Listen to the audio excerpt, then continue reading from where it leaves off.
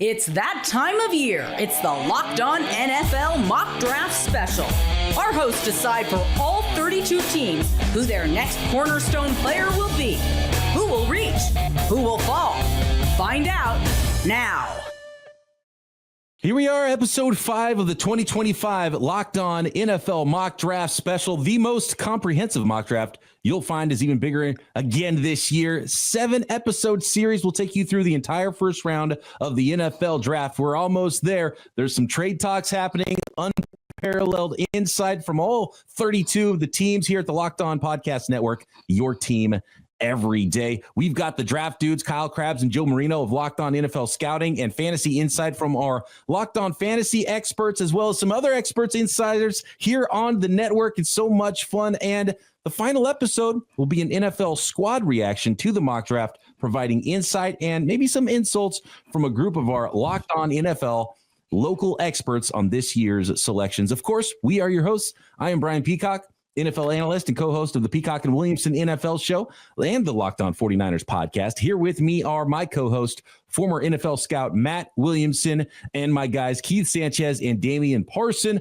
from the outstanding Locked On NFL Draft podcast. And we are on to pick 23 now in the first round of the NFL mock draft. And that is the Green Bay Packers and Peter Bukowski, who is standing by here with the 23rd selection of Locked On Packers. And to be honest, guys, the Green Bay Packers are probably one of the most well-built teams in the NFL, because anytime you do a mock draft, anytime you're trying to project what the Green Bay Packers are going to do, there's not any gaping problems on the roster. There's not any huge holes, which are the most obvious to fill, which obviously makes the job a little bit more difficult when you're trying to mock draft. Is it a best player available sort of a situation? Do you guys see, we'll go to you, Damian, do you see something with the Green Bay Packers that needs to be addressed immediately for this football team in the first round? I'll probably look at corner.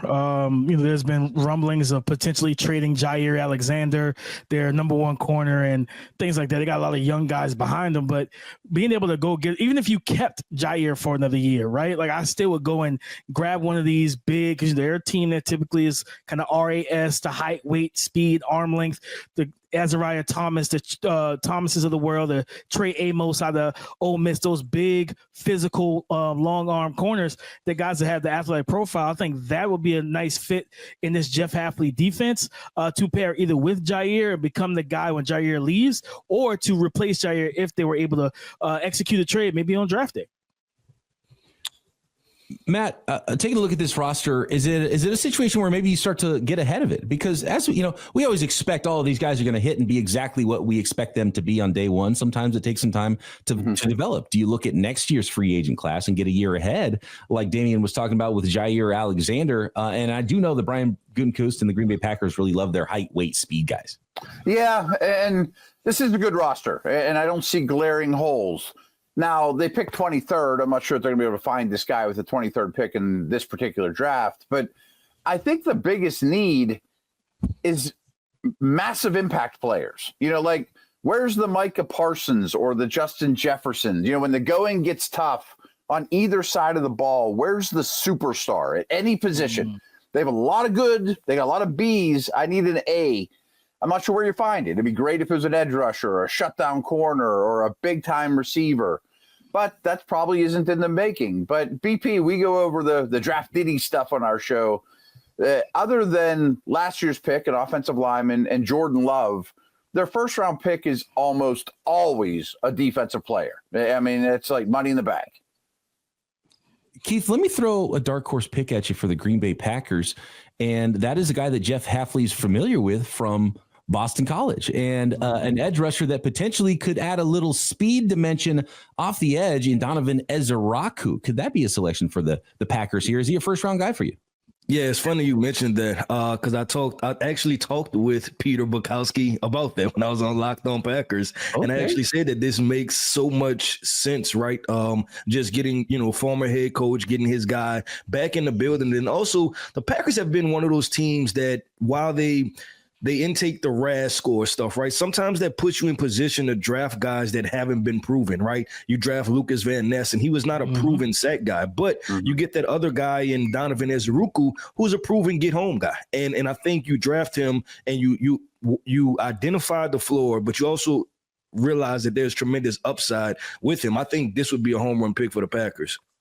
Let's find out. Peter Bukowski ready to go with the 23rd selection for Locked On Packers in the 2025 NFL Mock Draft Special. With the 23rd pick in the 2025 Locked On NFL Mock Draft, the Green Bay Packers select Derrick Harmon, defensive tackle from Oregon. Green Bay needs a dude to add to their pass rush. Derrick Harmon is a Michigan State transfer, came into Oregon and produced, led the nation in pressures last year, one of the best in Pro Football Focus's true pass rush situation, win rates, pressures, all those in true pass sets. He is someone who could be the long-term replacement for Kenny Clark.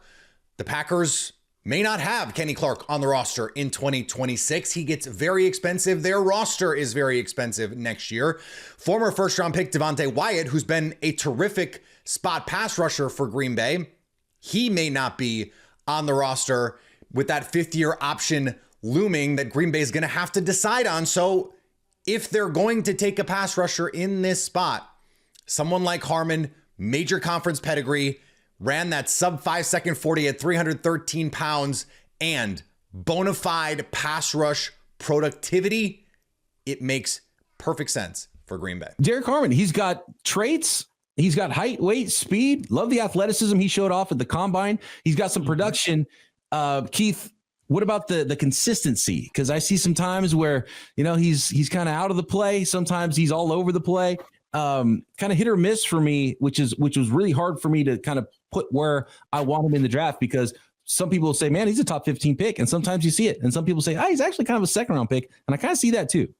Yeah, and I guess I didn't do a good enough job when I was on with Peter to convince him about Donovan, right? I didn't do a good enough job because he still went with Harmon. But BP, I agree with you, man. I agree with you that it's hit and miss with Derrick Harmon, right? And I think what this selection does is about putting pressure on Devontae Wyatt, right? Like, who are you going to be for us? Because he was one of those surprise first round picks that I think, picked up steam very late in the process to being a first rounder, because I think he was in the same draft class with Jordan Davis. So maybe what they're able to do is they're able to complement each other, right? Like, if you put 250% together, you get 100% type of situation. And maybe that's the thought process. I love the flashes with Derrick Harmon, but I do agree with you that there are times where you're wishing that you had a little bit more. I would think interior pass rush should be a nice boost, though, right from day one. Third and 8, playing with leads, try to close teams out. Clark and Wyatt have not been great interior pass rushers. Clark's a good player, but yeah. And to Matt's point, when you look at the numbers for Derrick Harmon, he has a 17.6 pass rush win rate. But when you go to true dropback sets, it jumps to 27%. Like, he gets after the quarterback. He accounted for 43 pressures in 2024. That's from an interior defensive lineman that's north of 315 pounds. Being able to inject that to this defensive line, you got to get after Caleb. We know what Jared Goff looks like when you start getting pressure onto him. Like, you have to be able to get to these guys. J.J. McCarthy's going to be a first-year starter next year. I don't think he wants to see big Derrick Harmon in his face time and time again in the fourth quarter. He's going to have to be consistent to you guys' point, but that pass rush upside and the productivity is something that just screams to you when you look at the stat sheet. It kind of sounds like Chris Jones, who's kind of compares pretty favorably, right? With height, weight, speed, and the style of player they are with that size. And Chris Jones, the guy was like, okay, here's a true pass rush that we need, and he finds a way to get home. So who knows? Maybe Derrick Harmon, the next Chris Jones in the NFL.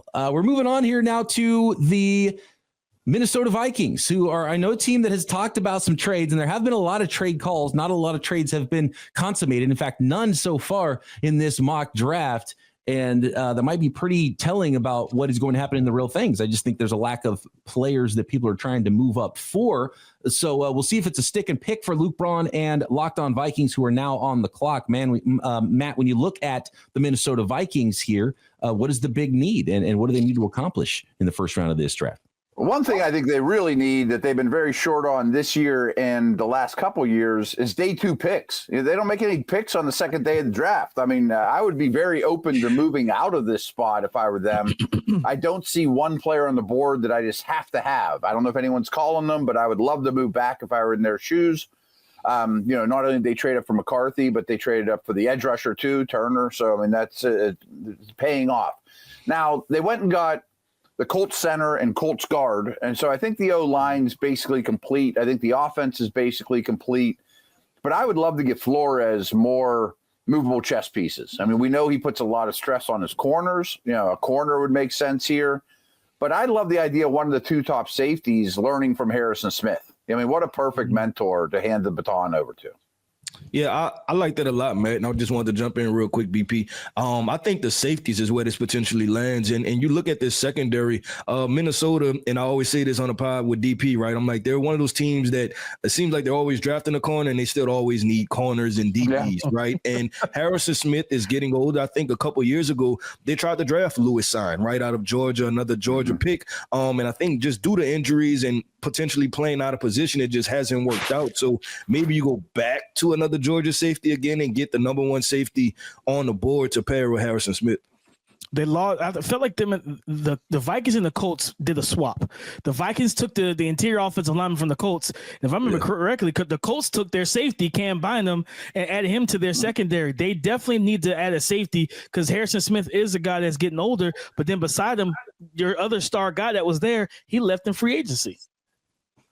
Let's find out. The pick is in. The Minnesota Vikings with pick number 24, Luke Braun with the selection. Is it a defensive back for Locked On Vikings? With the 24th pick in the Locked On NFL mock draft, the Minnesota Vikings select Malachi Starks, the safety out of Georgia. You might think it's a little weird that I'm taking a safety here. Harrison Smith just came back. They love Josh Metellus. They've got Theo Jackson. They even like him a little bit too. But Harrison Smith's 36. He'll be 37 for most of next year. And they just lost Cam Bynum. Safety is a pretty strong need for them in the long term. And Malachi Starks will get maybe a little bit of time to develop in a way that the last Georgia safety they took didn't really get that because of his injury. We can kind of try to re-roll that, but Malachi Starks to me is a great replacement for what Cam Bynum did for the Minnesota Vikings. A little bit more of a cover safety to me than he is like a hard-hitting trigger downhill. I don't love the way he triggers downhill, but he's heady, he's smart, he knows what he's looking at, he knows how to diagnose route coverages, especially when he's in quarters, which I think the Vikings would love to make a little bit better use of their quarters packages. So I think not only does he fit what the Vikings do in terms of his ability to play, all over the field. He's not just like a pure center fielder or anything like that, but also maybe helps them a little bit more in man coverage situations and is able to sort of bring up the versatility of their coverages in a way that they're really going to miss if they didn't have Cam Bynum in the building. It is Georgia safety Malachi Starks. Malachi Starks' stock seems to be falling a little bit. He was the no doubt top safety in this draft coming into the process and was thought to be maybe even a top 15 pick. He's got athleticism. He's got range. He can cover. Is it prospect fatigue? What's going on here with Malachi Starks? Damian, did you see a reason why Starks isn't really as highly thought of as he has been? And could he even play could they even get the best of both worlds and maybe use him as a corner as well? Because Duke could cover. Yeah, I think, coming into this draft cycle off of 2024, he was in the nickel a little bit more than we've seen them previous years. Georgia's secondary wasn't star-studded as they typically have been. So he was kind of moved into a position we really don't see him in, but he played well in the nickel. So I think, to your point, you can get a 2-for-1 special with Malachi Starks. You can get a nickel corner if you need it, but you also have a guy on the back end that can – I think Keith make this phrase popular on the show, make wrong things right. Like if you got corners that got beat over the top, he's got the range, the instincts, and the ball skills to go over the beat over the top and make that quarterback pay for that play that they made. So I think for him, for this pick with Brian Flores calling the defense, I love this because Brian Flores is going to find ways to move this young man around and create all the different type of headache scenarios for quarterbacks. Matt, his job description is in his name of his position, right? Safety's got to help you be safe on the back end. So I got no problems with guys that are not making as many flash plays if you can just count on them. And I think that's kind of where Malachi Starks, the prospect, puts you to sleep compared to someone like Nick Emmanwori, who is still available, but it sounds like teams might be split on them, or maybe even some teams like Nick Emmanwori more. How do you like this fit for the Minnesota Vikings? I do. We know that Flores is ultra aggressive and loves to bring the house and vary things. just having a goalie on the back end to kind of allow everyone in front of them to do their thing and just be assignment sound, get everyone aligned, take proper angles, I think has a lot of value in this particular defense. The Houston Texans are on the clock. C.J. Stroud could use a new weapon, but the Texans could look to build their defense under head coach DeMeco Ryans. We'll see who the Texans take next in the 2025 Locked On NFL Mock Draft Special. This episode of the Locked On NFL Mock Draft Special is brought to you by Gametime. There's nothing like the atmosphere of an NBA playoff game. Every bucket, every defensive stop, every moment feels huge. It's electric in the arena, and with Gametime, you can be part of it without the stress of last-minute ticket hunting. Even when demand is sky high, prices on the app actually go down as tip-off gets closer, and their last-minute deals can save you up to 60%. And I've used Gametime so many times for football games, baseball games, concerts, comedy shows, theater events, fantastic last-minute deals. Save up to 60%, and the all-in pricing means no surprise fees at checkout, which is my favorite feature. What you pay is what you get. So take the guesswork out of buying tickets with Gametime. Download the Gametime app, create an account, and use code LOCKEDONNFL for $20 off your first purchase. Terms apply. Again, create an account and redeem code LOCKEDONNFL for $20 off. Download Gametime today. Last minute tickets, lowest price guaranteed. The Houston Texans are up at pick number 25. They could go a number of ways here, and you could help protect C.J. Stroud. You could get him some more weapons, or you could help get him the ball more often by strengthening the defensive side of the ball. John Hickman going to make the pick, and Locked On Texans almost ready to make that selection. Keith, I want to go to you. What do you like for the Texans here? Are there any glaring best players available that the Texans should run the card up for? Yeah, you just said something, BP, that I never thought about. And I've done plenty of mock drafts and never made this pairing, and that is getting them a wide receiver, right? And on my board, the next most reliable guy out of this class would be Emeka Egbuka, and I've never thought about it in that capacity, but I think it's a good fit, right? You're talking about towards the back end of the first round. They lost Stephon Diggs. Nico Collins is the clear one. They have other pieces there as far as Xavier Hutchinson and John Mechie. I think Emeka is actually kind of almost a seamless fit for him. And you talk about the familiarity, right? C.J. Stroud, Ohio State, Emeka Egbuka, Ohio State. You can plug and play him right away and let him kind of dominate that slot role and also be a movement piece. I've never thought about it, but you saying weapon, I kind of thought about Emeka Egbuka being the wide receiver that's left on the board. Well, don't pat me on the back too quickly, because I could be extremely off in that. Damian, who do you like here for the Texans? You talked about, I do like Emeka Egbuka. They could look to draft the offensive lineman, right? You signed Cam Robinson, who played for the Jacksonville Jaguars, to be your left tackle. I don't think anyone believes that's going to be the long-term answer there after trading or getting rid of Laramie Tunsil. They could look to grab another young guy. I know that they believe in the right tackle, Blake Fisher, that they drafted last year. They believe in him developing.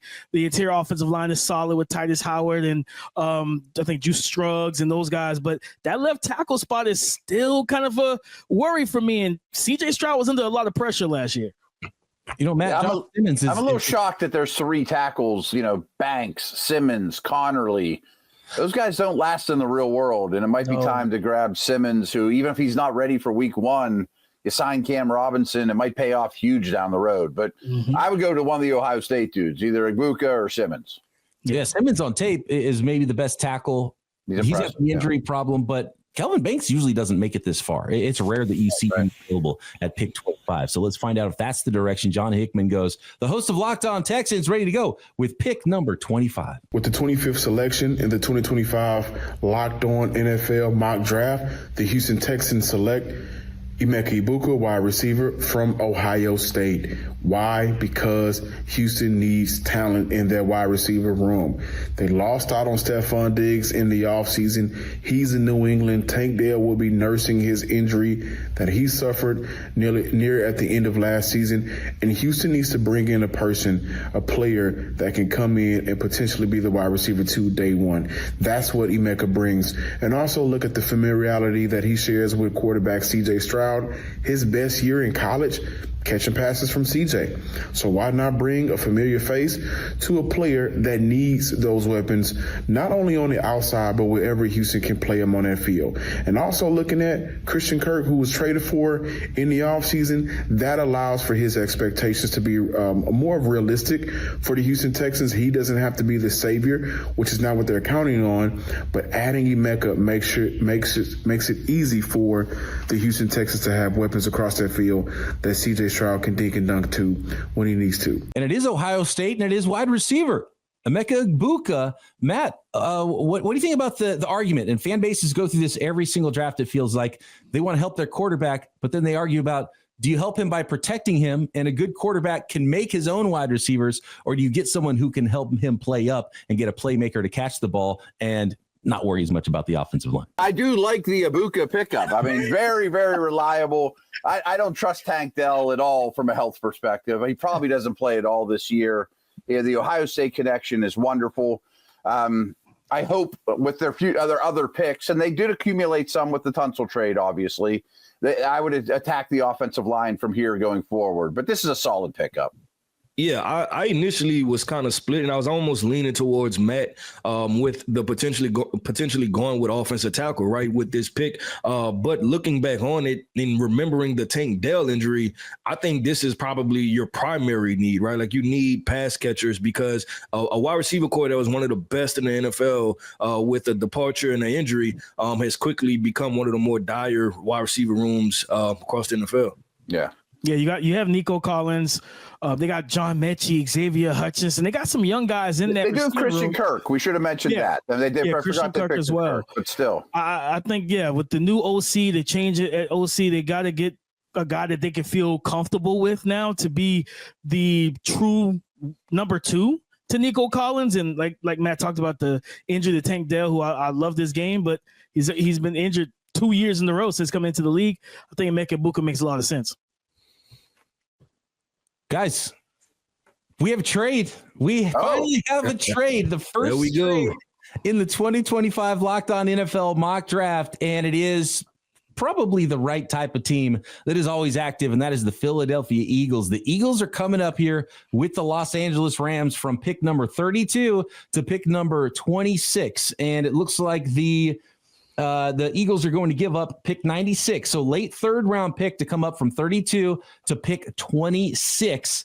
And if I know Howie Roseman, and if the guys mean one thing, yeah, it's probably a high trades defensive lineman, maybe some size, shape, or form. It's got to be a D lineman of some sort. Could it possibly be one from Georgia? Because I look at this thing and, I could potentially see them getting in front of a future need on the offensive line as well and keep a strength to strength. They've been a team that's been built in the trenches on both sides of the football. So there are some offensive linemen worthy of this pick, but there's some defensive linemen that have huge traits. Mykell Williams out of Georgia is somebody that I don't think you can get 6'5", 270 with athleticism, high floor and high upside this late in the NFL draft. This is really where the strengths of this draft starts to shine. And then Shamar Stewart, I know the production hasn't been there, but he is one of the most explosive linemen I've ever seen, jumping off the line of scrimmage if he could just learn how to finish. And I can see a defensive line coach in the NFL thinking that they can teach him how to finish with his get off. So guys, what do you see? BP, I got to jump in here because I've made this joke on our show a couple times. Like, if Shamar Stewart gets drafted by the Falcons, he may not have a sack in his NFL career. Right. But if he goes to the Eagles, he might turn into Reggie White. That's the way he goes, right? Damian, Keith, what do you think, guys? Do you see something that's glaring? Do you see a player that you would be moving up for if you're the Philadelphia Eagles? Yeah, so me personally, no. But if I'm the GM and I'm sitting there, I move up for Mykell Williams, right? I mean, I just won a Super Bowl. I rub it in, right? Even if I'm not in love with him, I rub it in a little bit more. Everybody made a couple jokes about me drafting all these Georgia guys. I won a Super Bowl. I do it just to do it at this point, right?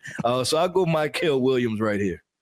I think this is a team. The Eagles are a team that's proven that, hey, we'll take the high upside traitsy guy and we'll get them where we need to get them, right? Nolan Smith down the backstretch last year, 6.5 sacks. He was kind of on the tear during the playoff run and in the playoffs and in the Super Bowl. Yeah, I can see them moving up and getting them another toolsy. I'm not it's SEC all the way. If they go edge, it's an SEC guy with a lot of traits, arm length, and strength to put at this edge rush spot. You lost Josh Sweat. Brandon Graham retired. They do have a need to fill. I think they're going edge. Let's find out. The pick is in. Who did the Eagles go up to get? Locked On Eagles pick 26 now in the Locked On NFL Mock Draft Special. With the 26th overall pick in the 2025 Locked On NFL Mock Draft, the Philadelphia Eagles select Georgia edge rusher Mykell Williams. Howie Roseman does it again. You can't keep letting him get away with it. A Georgia defensive prospect slips down the board. Howie moves up, trading a third-round pick and a fourth-rounder to the Los Angeles Rams, who moved down to the 32nd overall selection. Mykell Williams makes so much sense. Drafting Georgia players has helped this defense every single year since 2022. Jordan Davis, Nakobe Dean, Jalen Carter, Nolan Smith, Keely Ringo. They signed Azeez Ojulari from Georgia in free agency. Continue that theme on defense, and Williams is exactly what this defensive line lost in Josh Sweat. Size, power, run defense, wingspan. He's not the finished product yet of a pass rusher that Josh Sweat is, but bet on the traits, bet on the school, continue to go with upside as Howie Roseman has the last 3 to 4 drafts. It has paid off dividends, and I think it will again with Mykell Williams. Mykell Williams, defensive end from Georgia, 6'5", 270, 35-inch arm length. He's got some production. I mean, this is a guy who walked onto campus as a true freshman for a stacked national championship Georgia roster and collected 4.5 sacks and continued to be productive and played through injury his final year there. Still only 20 years old, one of the youngest prospects in the draft. There's a high floor there as a run defender. I think could benefit from playing a true edge position instead of inside like he did half the time at the University of Georgia. And he's a player for me that the more you watch him, the more you start to like him. He doesn't quite have as many flash plays as some other prospects, but then you start to see the traits and then you start to watch him and you realize, man, this guy does have quite a bit of upside as well. Yeah, I agree with that. The upside is tremendous with him. Like you said, you talked about the traits and you're talking about having time to sit there and develop those things. And I think we talked pre-pick, right? Giving him the opportunity just to play true edge because you have those big defensive tackles in Jordan Davis and Jalen Carter, I think is going to turn huge dividends for him. So great pick. I think that, you know, the GM, he put himself in position to be able to make this pick by filling out the offense, right? Not many needs offensively. And then defensively, you could just add a position with premier upside. Damian, would you feel comfortable kicking him inside next to Jalen Carter right away? You know, I would assume so. Yeah. I was thinking that same thing, Matt, down. simply because right. Yeah. You lost Milton Williams, right? He got a big contract to the New England Patriots. And you know, Louis talked about they have Azeez Ojulari. They drafted Jalen Hunt last year. They have Bryce Huff. They had and Nolan Smith. They have like four guys off the edge that they can feel comfortable with. Where for Mykell, there's not a lot of pressure to come in and be a 12-sack guy and save this pass rush. This isn't like you said, man. If he goes to Atlanta, the pressure is you got to get us from being the bottom of the pass rush rankings to get us middle of the pack. He doesn't have to do that. And I do think that if you wanted to kick him down at 6'5", 270. Replace Milton Williams on some third downs, I think that you can get a lot of value out of that. I certainly think he could go inside on some third downs, but I actually think that hamstrung him a little bit. He's a rangy athlete and he can actually have some closing burst as well. I think he would benefit more from being on the outside more, and you would allow him to see his length work on the outside. So I'm interested to see what Mykell looks like on an NFL roster and how he's used and how he develops. And Matt, I also got to say props to Louis DiBiase, the host of Locked On Eagles, for just putting himself in Howie Roseman's shoes. I think he does a good job of playing that role in this mock draft, moving up and getting the type of player he did. I also want to mention from a Rams perspective that I didn't see an obvious, unless you're going to grab Jackson Dart and let him learn from Stafford. I thought corner was their next biggest need, and I didn't think there was one that was light years above everybody else. So move back, get some picks, and adds up, you know? Yeah. And the other thing with the Rams is first of all, they love collecting mid-round picks. So they're great at it, yeah. That the Rams really do. So when you're talking about putting yourself in a GM's shoes. And the other thing is there's so many offensive tackles that are still on the board that probably allowed them to feel like they would be comfortable getting one of those if in fact that's what they're looking to do at pick number 32. So let's move along here to the next selection in this draft. That brings us to the Baltimore Ravens at pick number 27. Kevin Ostreicher standing by. What do the Ravens do here, Matt? Do you like a certain player, a certain position for the Baltimore Ravens at this point in the draft? There's still quite a few players at quite a few positions that one of these really good playoff teams is going to be able to grab late in the first round. They manufacture pass rush well, through scheme and blitz, etc. Maybe Williams would have been a target for them. They did take Oweh, who was a traits, not production guy. Would they do the same thing for Stewart? I think guard is their biggest weakness, but I think Booker's more the fit than Zabel for that team, especially with the Bama connections. He's already off the board. They're the type of team that'll take Linderbaum or Hamilton just with no regard for position value, just best player on the board. Maybe they grab Emmanwori, another corner to go with Wiggins long-term makes some sense as well. Yeah, I was looking at the corner. Corners. They only have 4 on the roster. Yeah, they only have 4. They got 4 corners on the roster. Like, you kind of need to fix that. Like, you know what I mean? Like, if somebody goes down, now you got to deal with a backup going against Jamar Chase and T. Higgins. I don't think that's a good idea. You might want to go ahead and add some more depth to this room. But I do think that Emmanwori could, because I think Marcus Williams was their other starting safety. They lost Geno Stone to Cincinnati last offseason. It is a position. I mean, thinking about Kyle Hamilton lined up side by side with Nick Emmanwori seems kind of cheating in a sense.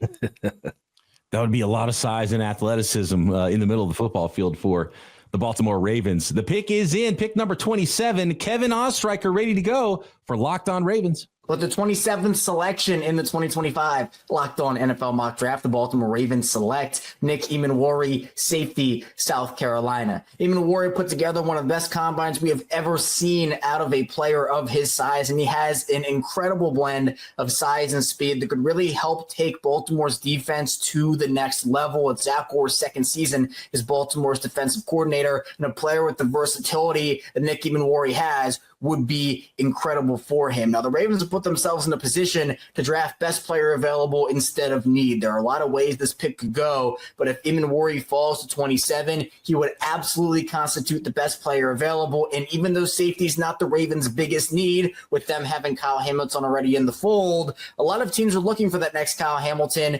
and Emmanwori, who a lot of people are saying are a more athletic version of what Hamilton was when he first came out of Notre Dame, would give the Ravens the best safety duo in the entire NFL. So I have a couple of questions here. Keith, who plays center field out of those two players? And does the player on the field match the combine performance for Nick Emmanwori?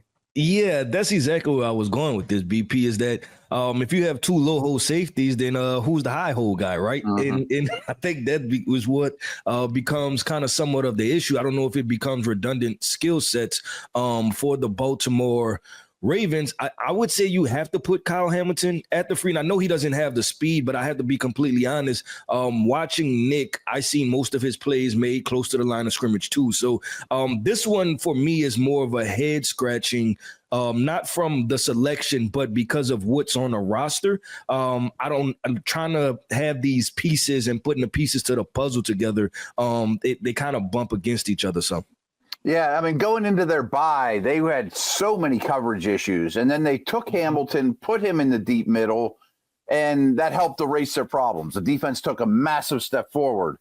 But I think if you take a safety, you wanted to do it to free up Hamilton to do all the other stuff, and this move doesn't do that, Yeah, I think for them, it's going to be a situation where, defensive coordinator Zach Orr has to really put on that creative hat. And it's like, okay, which one of these guys where do I put both of them, right? I think especially with the influx of two high safety looks, you can get that out of them. But they also have a guy that I forgot about. Darius Washington was really good for them in coverage. And he has the ability to play the nickel and the free. So then you can free up one of the other guys to be that big nickel, big dime and play in the box. So they have enough pieces to where you can mix and match coverages based off of what you're dealing with offensively. Well, now that we have one trade, will there be more on the way? The Detroit Lions are on the clock at 28 for now in the 2025 Locked On NFL Mock Draft Special.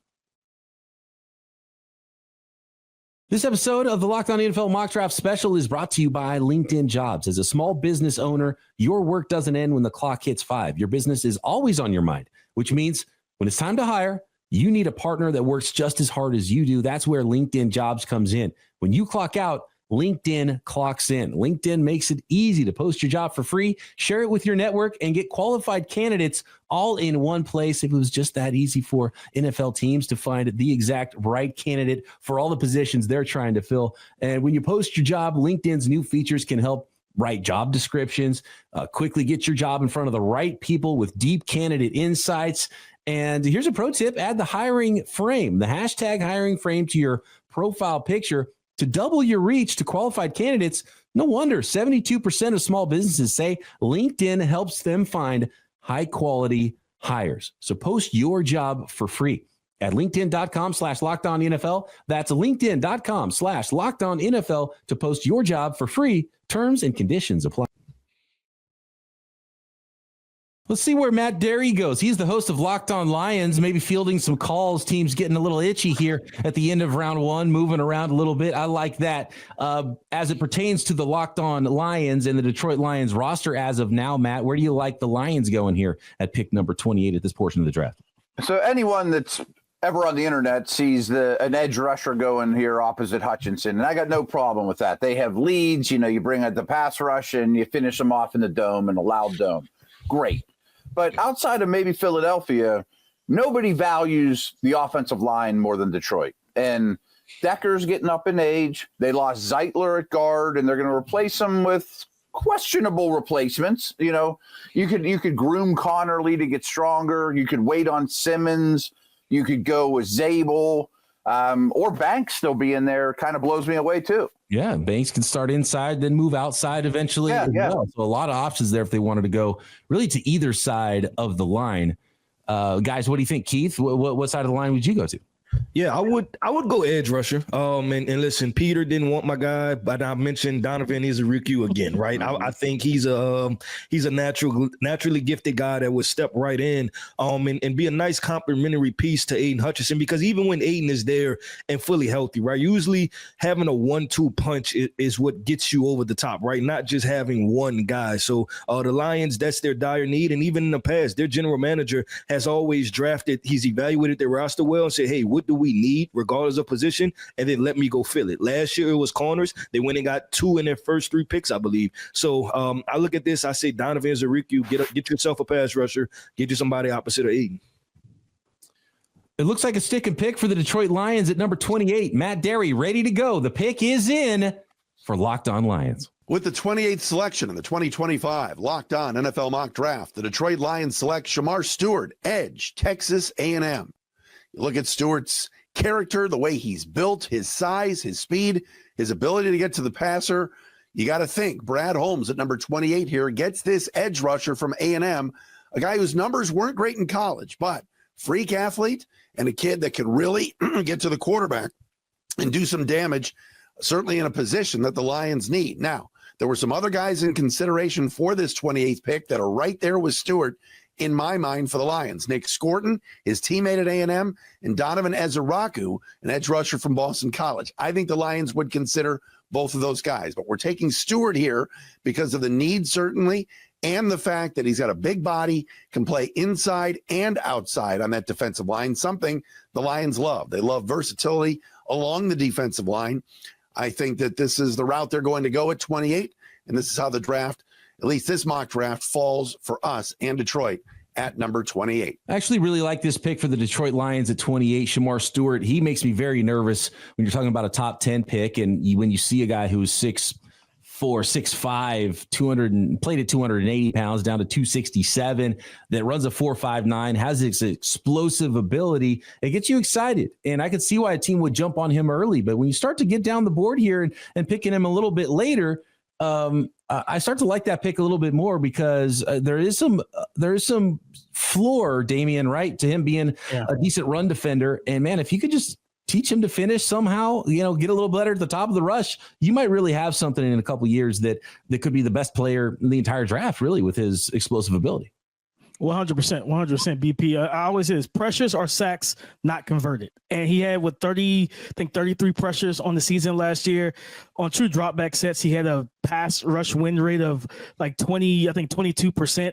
And this is a guy that at times, I'm not gonna lie, watching this film, he was just an unlucky guy because sometimes the quarterback just got the ball out of his hands quick before he could finish his rep. And like he won, but it was like the ball's gone. I think going to Detroit, and I think that Detroit should probably still bring back Zadarius Smith to kind of be that guy, especially while you're trying to work Aiden Hutchinson back in. He can also mentor this young freak athlete and teach him how to clear the shoulder quicker, how to your hand placement, all those type of things. But his ceiling is immense, and I'm gonna just trust the Detroit Lions, who've made. I don't think they've missed on any of their early picks yet. I think they've been nailing most of them. I'm gonna trust them here that they can get the best out of Shamar Stewart. Matt, when it comes to comps for Shamar Stewart, a lot of people bring up Donnell Hunter as a freakishly athletic guy who developed in the NFL. And my response to that is always, well, okay, if you give me Shamar Stewart in the third round, sign me up. Right. Go. Sign me up, right? Yeah. So it does get a little bit more pricey when you're drafting him in the first round and expecting that development. Yeah, but to these guys' point too, and you mentioned it as soon as they made the pick, for a well-established team late in the first round with Super Bowl aspirations, that's a lot different than throwing them in Atlanta and say, change our pass rush. It's been a nightmare for 2 decades, you know? Yeah, and it's not like they were passing on a bunch of other guys to draft him. A lot of the other guys already went first, except for your guy, Keith. BC guy, right? Mentioned, though, as a Rocco, at least he mentioned his name, but decided to go with the Toolsy upside swing. We are catching up again with our guys, the draft dudes. In fact, they're not just guys; they are guys being dudes, and that is the draft dudes. Joe Marino and Kyle Krabs from Locked On NFL Scouting for their insight on this episode's selection. I feel like you go into any draft and you wonder, where do the safeties go, right? Where do the safeties go? Well, the answer is they go in this patch of picks. And it actually does highlight one of my favorite picks from this group, and that's the Vikings at 24. Picking Malachi Starks, the safety out of Georgia, one of my favorite prospects in the class. And I think he just makes so much for Minnesota based on that Brian Flores defense wanting to be very blitz aggressive and pressure heavy. You want to have a one-high center fielder that can really be that ball hawk in the middle of the field. And I think Malachi Starks certainly provides that. So you start getting these throws that are heated up. You got a guy like Starks that can go make crazy plays on the ball. You know, Harrison Smith not getting any younger. I feel like this is one of my favorite value selections of the first round. I'm glad that you mentioned value because I look at every single one of these picks. This might be my favorite block of value in the first round altogether. And you consider Derrick Harmon going to Green Bay. I think that's a great fit for a player who's a little under the radar relative to some of the other defensive tackles in this class. And Malachi Starks, as you mentioned, and the Eagles coming up for Mykell Williams and Nick Emmanwori going to the Baltimore Ravens to pair with Kyle Hamilton. What a dynamic duo that is. And then Shamar Stewart to the Detroit Lions with big-time athletic potential. They need long-term running mate opposite Aiden Hutchinson. Where he ultimately ends up playing weight-wise will be interesting because playing at a bigger mass at Texas A&M. But that's a brand of football kind of player that I think really makes sense for Detroit as well. So I love the value here from top to bottom for all of these picks in this stretch of the draft. But combining Nick Emmanwori with Kyle Hamilton feels like a cruel joke on the rest of the league for the amount of space that those guys can cover in the underneath areas of the field, and creates a lot of mismatches and a lot of size profiles that's going to make it really difficult for you to capture the edges on this defense because these safeties coming down in support with how big, long, and explosive they are. What skill guys are you reliably going to ask to block these guys in space? It's really tall task for one of them, let alone to have two. And BP, I apologize, but that gave me an idea. Yeah, I mean, Krabs with a Marino jersey over his shoulder, talking to Marino. I'm going to send you a Zion Williamson jersey to hang in your studio so we can. That's a good married couple right there. Absolutely. I'm going to send you a jersey of former Los Angeles Rams receiver Elvis Peacock. Okay, I was thinking about that. I didn't have any of that. And none handy. Folks used to ask my grandpa, they're like, hey, you related to Elvis Peacock? He's like, have you seen Elvis Peacock and seen me? I don't think we're related, guys. Yeah. Me and Zion are not either, well, if you can believe it or not. Look, you could probably a Sanchez jersey behind Damien right now would look good. Go, baby. Right. There you go. There you go. We've only had one trade so far, but Locked On NFL host Tony Wiggins is hearing that some prospects Wig putting in work as our insider, by the way, in this mock draft. He's hearing that some prospects that are still on the board are causing some trade talks at the end of the first round. I'm really thinking that the only reason a team would move up is if they see a person or a player they like at a critical position and they want that fifth-year option, right? Second-round picks, they sign through 4 years. First-round picks, it's 4 years, but you have a little bit of time before that fourth season starts, between the end of the third year and year 4, to get up and get that fifth-year option. And normally it's at critical positions, right? So the tackle that I still see on the board is Ariante Ursary, kid out of Minnesota. Maybe some teams don't like him as a first-round pick, but there's somebody that's willing to trade up and saying, you know what, we'll need the extra time to develop him. Jackson Dart is the third quarterback that I'm looking at. And the team at the top of the current draft that did not get a quarterback was the New York Giants. Is this where they come up into the end of the first round? What about Tyleik Williams? The reason why I say Tyleik Williams, the nose tackle out of Ohio State, is because the big fish at that spot is gone, right? That's Kenneth Grant. Maybe there's not another one until you get to Jamari Caldwell after Tyleik Williams. Maybe somebody wants to say, you know what, let me come up at the end of this draft. Someone like Philly, maybe Jalen Carter can go play his true position at 3 technique. But that's something else that these teams have to ponder and have to consider right now. The Patriots sitting there with these offensive line problems. They went with Travis Hunter, but think about it like this. They too can get some help when it comes to on the offensive line. What about Donovan Jackson, a guy with the versatility to play both left tackle as well as left guard? And we all know New England needs as much as they can get in the first round. I like where Wiggs' head's at with a couple of things there. One, with the Patriots, with the opportunity now with some offensive linemen falling to maybe go back up and get the guy that maybe they would have drafted, say, at number 4 if he was healthy, and Josh Simmons or Banks, who's still there, and being able to go BPA at number 4 overall and then still getting potentially a franchise left tackle for your football team. That would be a phenomenal draft for the New England Patriots. And I'm glad he brought up Tyleik Williams, because I've said this to you, Matt, and I'll say it again here. I think there's no prospect in this NFL draft that could single-handedly help a team's run defense more than Tyleik Williams. And so he would be a phenomenal player for someone to draft here late in round 1 or early in round 2. We've got pick 29 on next episode of the Locked On NFL Mock Draft Special, and it is the Washington Commanders. We've got the Bills, we've got the Kansas City Chiefs, and we've got the Los Angeles Rams with the 32nd pick currently, but I know there is some trade winds of blowing in the final episode of the 2025 Locked On NFL Mock Draft. And don't forget, you can find the entire special on both audio and video at the Peacock and Williamson NFL Show, Locked On NFL Draft, and Locked On NFL podcast feeds for Matt Williamson, Damian Parson, and Keith Sanchez. I'm Brian Peacock. We'll see you for the rest of the top 10 in the next episode of the Locked On NFL Mock Draft Special, part of the Locked On Podcast Network, your team every day.